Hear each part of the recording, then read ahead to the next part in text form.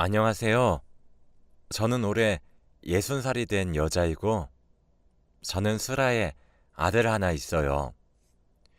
몇 달 전에 아들이 장가를 갔는데, 며느리가 저희 집에 뒤통수를 제대로 쳐서 그 이야기를 한번 풀어볼까 해요. 저희 가족은 아직 3명이서 한 집에서 사는데, 아들은 자기가 나가면 저희가 심심할 것 같다면서 자취를 하지 않아요. 아들은 좋은 직장을 다니는 것도 아니지만 그래도 자기 먹고 살 만큼 잘 벌어서 저희에게 손 한 번 벌린 적 없고 속도 썩인 적 없는 아주 착한 아들이랍니다. 하나밖에 없는 아들이 너무 바르게 자라서 항상 감사하죠. 그런데 며느리가 오고 나서 저희 집안의 분위기가 180도 변했습니다.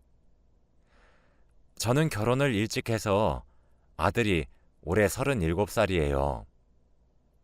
그래서 그런지 생전 결혼 얘기는 한 번도 안 해본 아들이 이젠 주위에서 다 장가를 가니까 만나는 여자가 있다며 저희에게 소개를 시켜주더군요. 아들이 여자와 함께 저희 집에 들어온 건 처음이라 설레기도 해서 새벽부터 갈비찜에 잡채에 완전 잔치상을 차렸습니다. 그녀의 첫인상은 정말 착하고 순수해 보였고 며느리로 정말 삼고 싶은 완벽한 외모에다가 예의도 어찌나 바른지 오자마자 저희에게 깍듯이 인사를 하고 반찬 하나하나 먹을 때마다 리액션을 격하게 해주면서 저에게 좋은 말도 많이 해주니 오랜만에 어깨도 세워지면서 좋은 식사자리가 되었습니다. 그 여자를 보내고 집에 앉아 있는데 아들이 저희 앞에서 무릎을 꿇고 어머니, 아버지, 저 영희와 결혼하고 싶습니다. 라고 하는 겁니다. 아들과 그 여자는 만난 지 5개월 정도밖에 되지 않아서 조금만 더 만나보고 결정해라. 결혼이 지금 당장 급해서 섣부른 판단을 하는 것일 수도 있다. 아니요. 저 영희 처음 본 순간부터 결혼하고 싶다는 생각밖에 없었고, 그리고 영희 부모님 두 분 다 돌아가셔서 혼자서 악착같이 열심히 살아온 여자예요. 그래서 이제는 마음의 짐을 같이 덜어주고 싶어요. 저희는 한 번도 들어본 적 없는 아들의 여자친구의 소식에 할 말을 잃었어요. 어릴 적부터 혼자 살아온 것이 안타깝고 싹싹하고 예의도 바른 아이였기 때문에 저희는 결혼을 허락했죠. 그런데 저희 아직 결혼 자금이 부족해서 결혼을 하고 돈을 차곡차곡 모으고 싶어서 당분간 들어와서 살게요. 라며 시댁살이를 한다는 겁니다. 저는 한 번도 딸을 가져본 적이 없어서 며느리와 함께 산다고 하니 딸이 생긴 기분이라 정말 기뻤죠. 같이 쇼핑도 하고 맛있는 식당도 가고 같이 데이트할 생각만 잔뜩 했답니다. 그렇게 속전속결로 결혼을 했고 그렇게 며느리가 저희 집에 들어와 살게 되었죠. 며느리는 결혼 후에 일을 그만두어서 하루 종일 집에 있기 때문에 저는 항상 저 혼자 차려오던 아침 밥상을 며느리와 함께 차릴 줄 알았는데 아침 7시가 넘어도 며느리는 일어나지 않았고 집안 사람들이 다 출근을 하고 점심시간이 다 되어서 일어났죠. 물론 아침 밥상을 차리는 게 필수는 아니지만 그래도 처음에는 일찍 일어나서 제가 아침 밥상을 차리는 것을 도와주는 것을 기대했는데 그래도 그때는 제가 너무 꽉 막힌 생각을 가진 줄 알고 며느리를 이해하려고 했습니다. 그날은 며느리와 단둘이 마트에 가려고 했는데 급히 밖으로 나갈 준비를 하더라고요. 그래서 어디 가니? 라고 물으니 친구와 약속이 있다며 급히 나갔고 그 집에는 저 혼자 남겨졌습니다. 그런데 며느리는 매일같이 집을 나서서 저녁 늦게 들어왔는데 신기하게 아들이 퇴근하기 전에는 칼같이 맞춰 들어오곤 했죠. 아들이 회식을 하거나 야근을 하는 날에는 똑같이 늦게 들어와 아들이 집에 들어오기 20분 전에는 꼭 집에 들어왔죠. 그래서 아들은 며느리가 낮에 밖에 나가서 놀고 들어왔다는 사실을 전혀 몰랐고 집에서 저희를 도우며 집안일을 한 줄 알며 깜빡 속고 있었습니다. 처음에는 며느리가 괘씸하고 당장 아들에게 말해주고 싶었지만 그래도 며느리가 밖에서 나다니는 게 저에게 피해를 끼치는 일은 아니었기 때문에 감수하고 살고 있었죠. 그런데 아들이 며칠 동안 지방으로 근무를 나가서 일주일 동안 집에 들어오지 못한다고 하더군요. 그래서 어쩔 수 없이 저와 며느리, 남편만 이 집에서 남게 되었던 거죠. 저희 남편이 출근을 하고 난 이후 며느리는 점심에 일어나 밥을 먹겠다며 저보고 밥 좀 달라고 했고 밥을 차려주니 제가 차린 밥상을 먹으며 어머니, 국이 짜네요. 어머니, 김치가 너무 쉬었네요. 라며 찬소리를 하는 겁니다. 저는 아들이 없을 때만 저에게 다른 모습을 보이는 며느리가 너무 약올라서 그래? 그럼 네가 직접 차려 먹으렴? 이라고 한마디 했죠.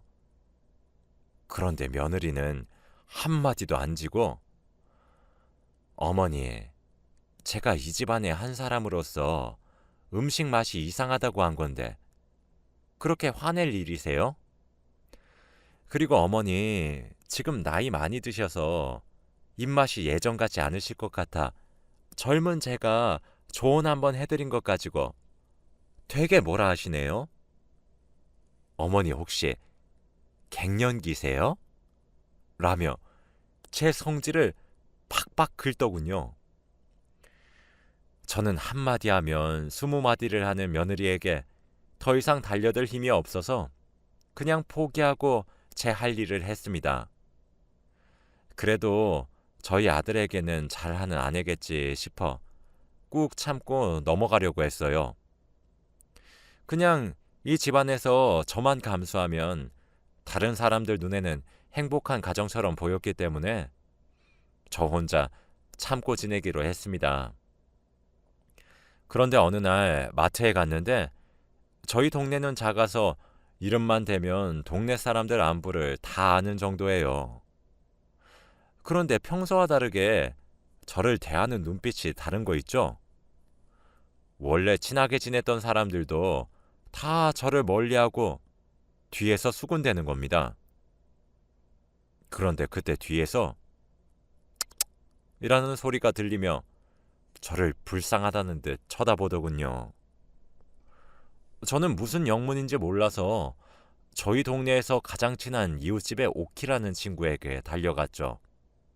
그런데 오키는 저에게 며느리가 쏟아낸 저희 집안 이야기를 들려주었습니다. 알고 보니 며느리는 온갖 험담뿐만 아니라 말도 안 되는 거짓말까지 하고 다녀서 동네에는 저희 집안 이야기만 잔뜩이었습니다.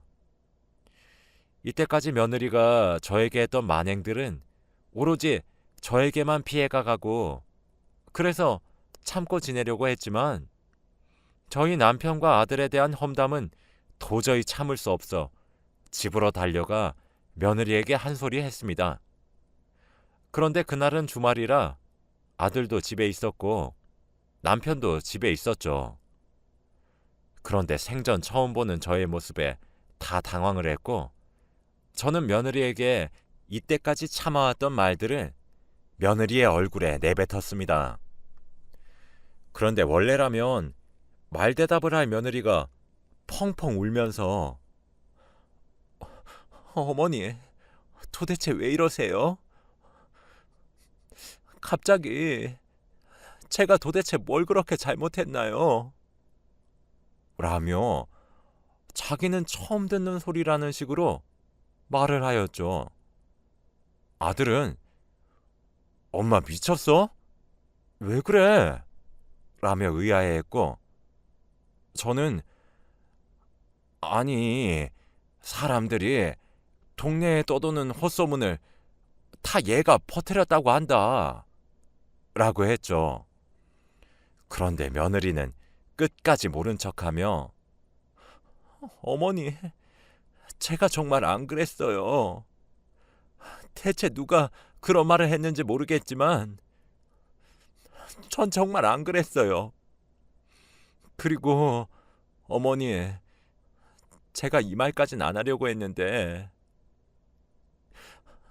저를 왜 싫어하세요?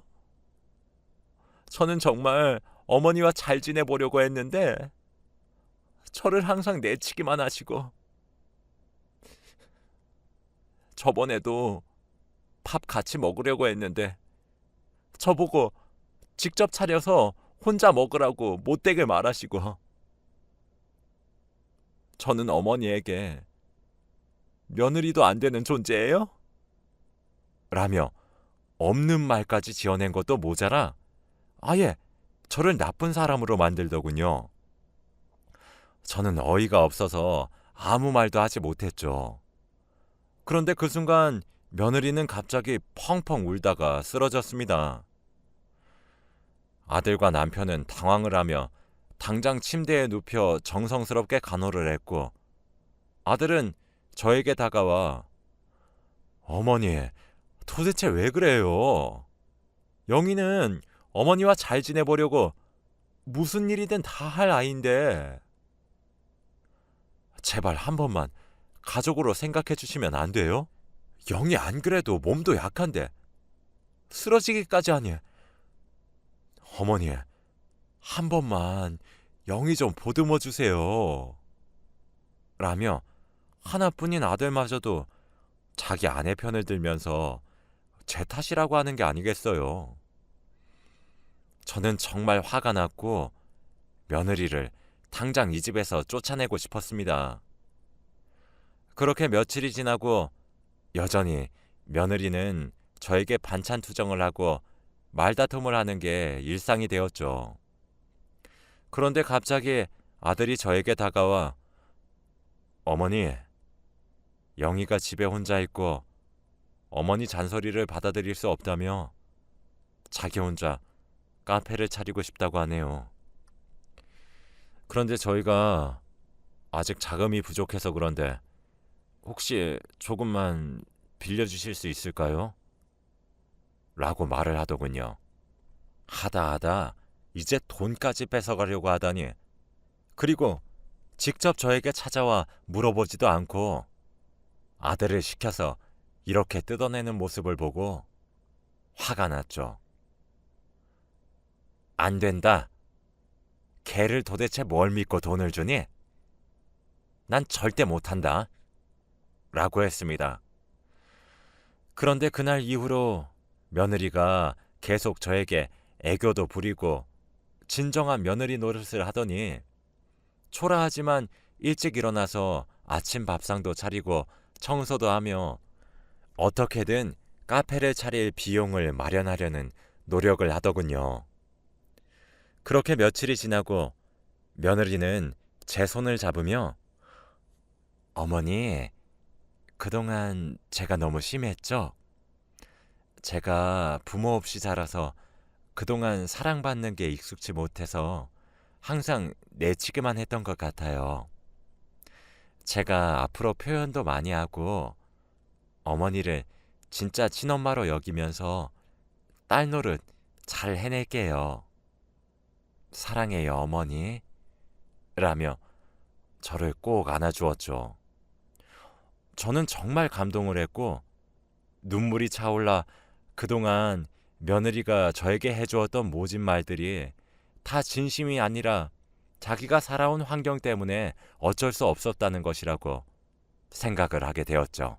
저는 며느리의 진심에 한번 마음이 흔들려 카페를 차려주기로 했지만 저도 돈이 부족한 상태라 돈을 어디서 끌어모으지 고민하고 있을 찰나에 며느리가 어머니, 저 정말 잘할 수 있어요. 믿어주세요. 라며 저에게 부탁했고 저도 진정 딸이라고 생각하면 이 정도는 기꺼이 해줄 수 있다는 생각에 큰맘 먹고 주택담보대출을 해주며 카페를 차릴 비용을 지원해 주었습니다. 며느리도 카페가 잘 되면 이 돈을 배로 갚는다고 했고 저희 집안의 행복을 위해서라면 이 정도는 거뜬히 할 수 있다고 생각했기 때문에 저는 기뻤습니다. 그런데 카페는 생각만큼 잘 되지 않았고 대출금을 갚기 위해서는 저도 일을 해야 하는 상황까지 놓이게 되었죠. 그래서 저는 어쩔 수 없이 목욕탕 청소일까지 하며 대출금을 갚는데 한몫을 하려고 노력했답니다. 그런데 대출금은 아무리 갚아도 줄어들지 않았고 며느리는 카페를 나가서 열심히 일을 하지 않는지 카페에서 번 돈으로 대출금을 갚기에는 턱도 없었습니다. 얘야, 혹시 카페 일이 잘 안 되니? 어머니, 알아서 할게요. 저도 요즘 너무 힘들어요. 라며 제 말을 듣는 둥 마는 둥 했고 그렇게 카페는 얼마 지나지 않아 문을 닫게 되었습니다. 아직 대출금이 산더미처럼 쌓여 있는데 무책임하게 카페 문을 닫는 며느리를 보며 너무 한심했고 괜히 돈을 빌려준 것 같은 생각만 들게 되었습니다. 그런데 며칠 뒤에 갑자기 어머니, 제가 옷가게를 하고 싶은데 혹시 조금 빌려주실 수 없을까요? 라며 아직 카페 대출금도 다 갚지 못했는데 이번에는 옷가게를 하고 싶다며 저와 남편을 설득하더군요. 얘야, 카페 문 닫은 지 얼마나 됐다고 옷가게니? 그리고 우리가 돈이 어딨다고 계속 빌려달래. 어머니, 진짜 마지막이에요. 저번과는 달라요. 이번에는 정말 확실하다고요. 라고 했죠.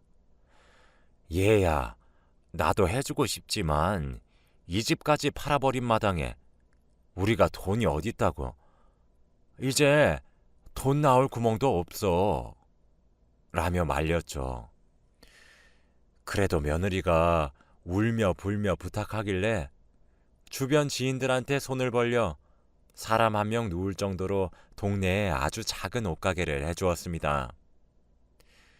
정말 저희 가족은 바보 같은 행동인 것을 알면서도 하나밖에 없는 며느리가 그렇게 울며 불며 매달리니 부모도 없이 저렇게 사는 애가 너무 애처로워 어쩔 수 없었습니다.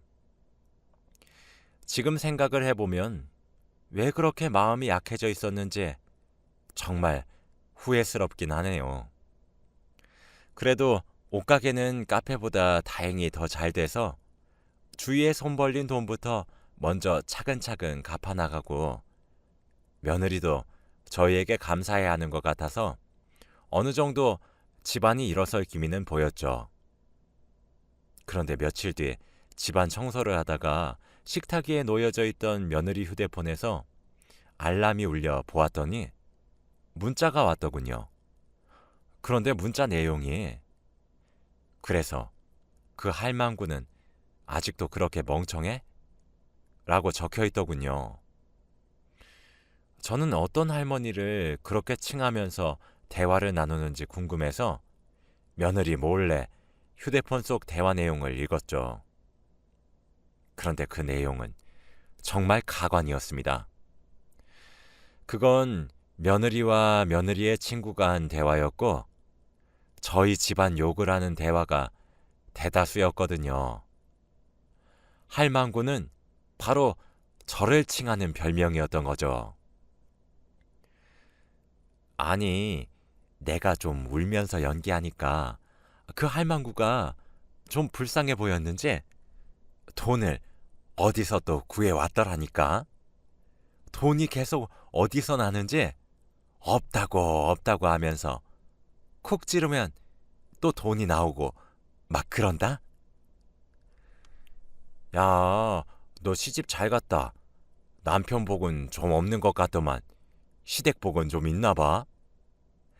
남편은 순 바보지. 지 엄마는 다 뒷전이고 내 말만 들어주고 그리고 내가 할망구한테 못되게 군 거 다 지 아들한테 말해서는 나 완전 몰아세우고 그래서 내가 저번에는 쓰러진 척까지 했다니까. 그러니까 남편이 달려와서는 지네 엄마한테 화내고 진짜 집안꼴 잘 돌아간다.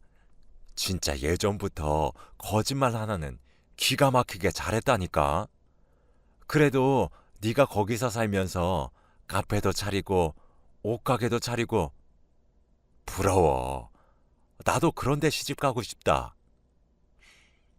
여기 사람들 다 바보라서 내 손바닥 위에 있거든.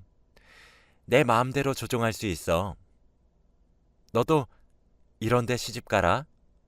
좋다. 라며 저희 집안을 조롱하는 대화 내용과 저번에 저와 말다툼을 하다가 쓰러진 것이 다 쇼라는 사실까지 알아버렸죠.